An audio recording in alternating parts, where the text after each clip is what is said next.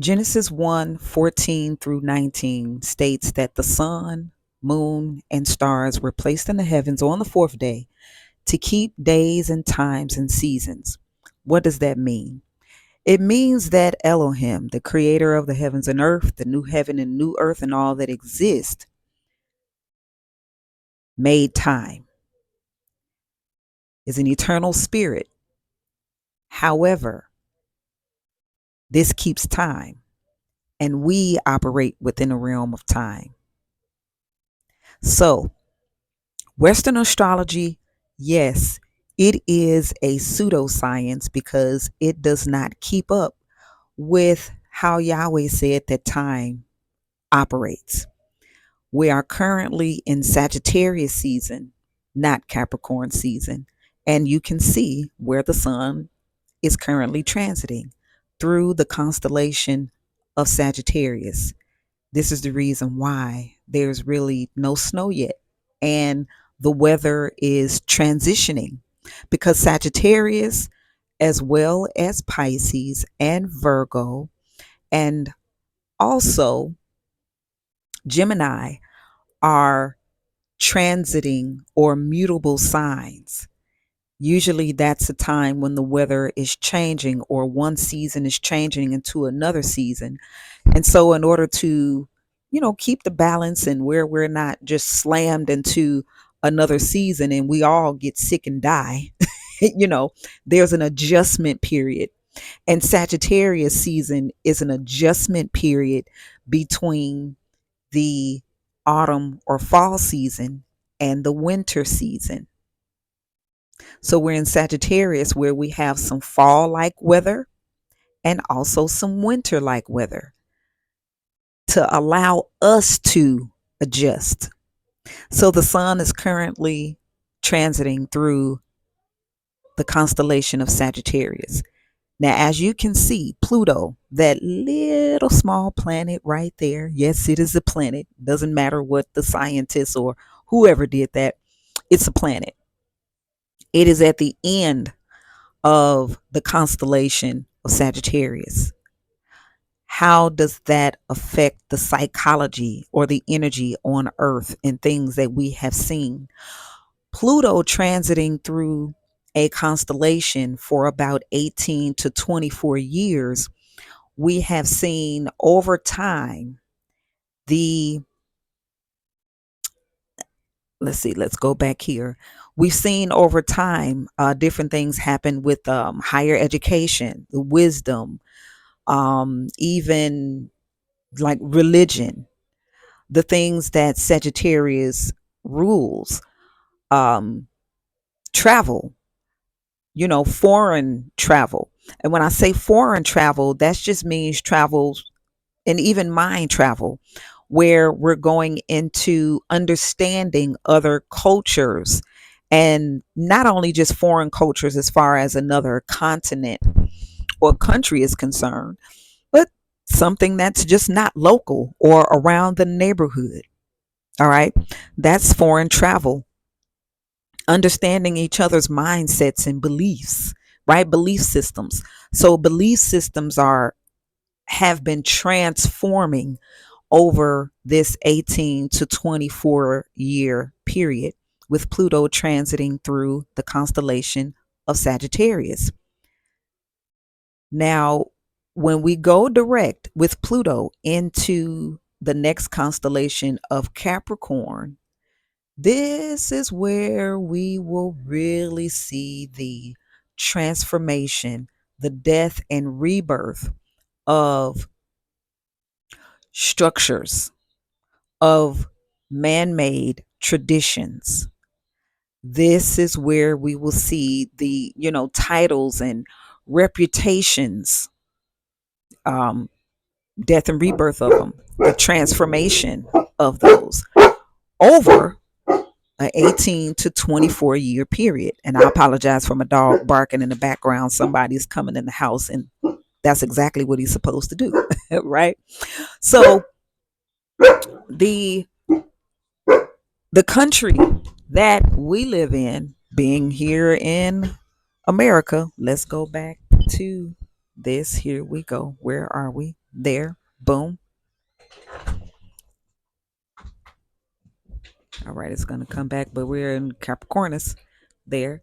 So we'll see this over a 18 to 24 year period. So just, hey, when you see people held in high regard, reputation, status, and all of that, when it seems like those stars are falling from heaven or falling from the heaven of your own mind, just be aware of what that is and how that energy transfers to Earth, right? Or our planets and the things that the planet Earth that we live on and the things that we will see.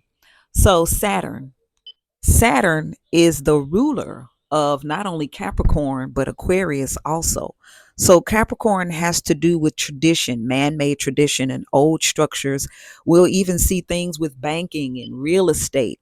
There will be a death and rebirth in regards to those things. And even here in America, because you have to think about it, when I mean, of course, North America, South America was already here. However, the corporation, because Capricorn rules corporations as well.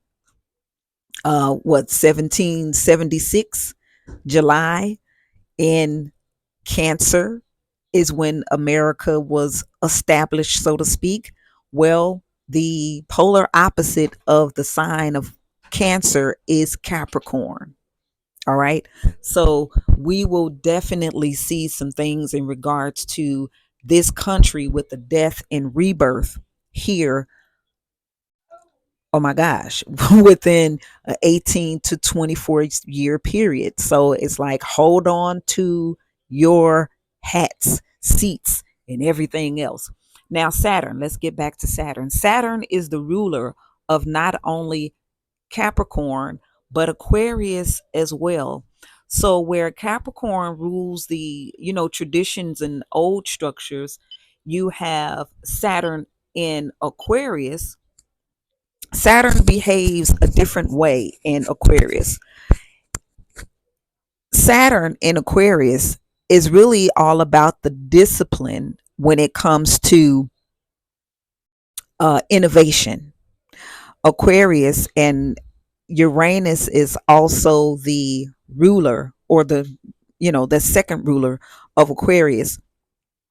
And Saturn being here, it's about the discipline, that a mastery that we'll have over progression, right? Like transforming, but then also progressing old things. So it's not that we're getting rid of them. It's just that we are being innovative with old things. So say, for instance, here's a perfect analogy, like a television. Okay. Now remember the old televisions when they first came out, and they were big and they were huge and they had all of these different components and things to it, right? Well, the progression of the television, or the innovation of the television, now they're flat screens. They almost can fit in your pocket. They're so slim with the new technology, but it's still a TV. Okay. So we progressed, or we perfected that old technology to new technology. Well, that's what Aquarius is all about, taking something old, but then revising it, making it new, bringing it up to date. Okay. The old computers, they're not like the computers that we used to have back in the day, in the 60s and 70s. Now we have the laptops and iPads and things like that, right? So we've done innovation with those, and that's what Aquarius is all about.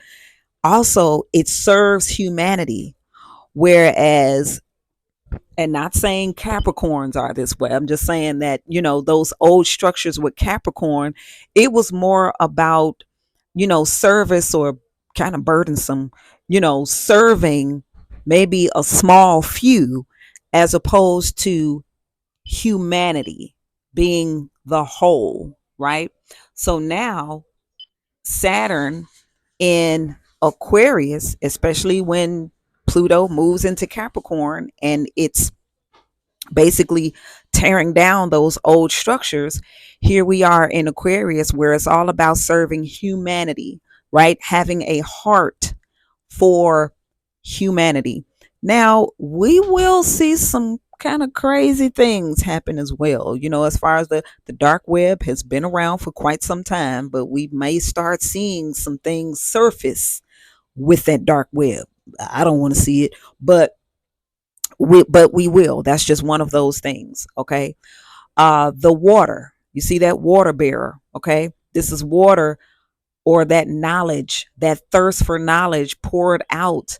That's that thirst for knowledge poured out for upon all mankind, right? Humankind, mankind, to where, guess what?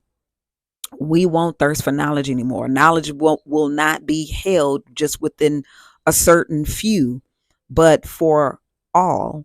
And then there's that highest, the higher intelligence. Okay, where we're all tapping into that. We all have that ability and that power with our own intelligence, because we were created with it. All right. So Neptune was moving through or transiting through Aquarius. And so this is where we had that innovation of technology. Neptune rules Pisces, and that's all about vision, dreams. So, we want to manifest the dream, right?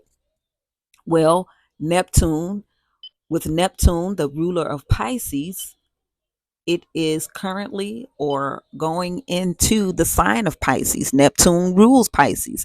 So not only will we be tapping into our just our inner knowing, the vision, the where we feel everything. We pretty much know what we know. All right. Dreams, the intuition, the empathy. It could go two ways, right? There's clarity, but then there also can be delusion. All right. This fog. And Yahshua said, take heed that no man deceive you. When the disciples were asking him about, where, hey, how will we know these things that you're talking about in the signs of the times? Here's the thing. What we're looking at is really the signs of the times. These the sun and the moon and the planets moving throughout these constellations, the signs of the times. So when he said, take heed that no man deceive you, when he talked about the end of the world, not the end of the earth, but the end of the world, take heed that no man deceive you. We are really in end times of the world as we knew it to be, right? So with Neptune transiting in the sign that it actually rules, and Neptune transits through a sign for about 14 to 18 years. Oh my gosh, you're talking about visions and dreams, or deception and delusion times 100, right? Like 100 fold. So it's like, please take heed that you are not deceived, because as the scripture says, there will be those that's going around, deceiving and being deceived. Just let it not be you. Let it not be you. All right.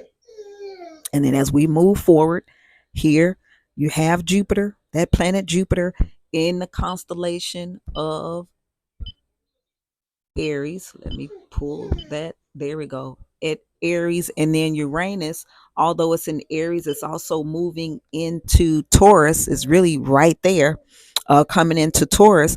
So Uranus, it rules Aquarius, but this is the innovation of Earth's resources, right?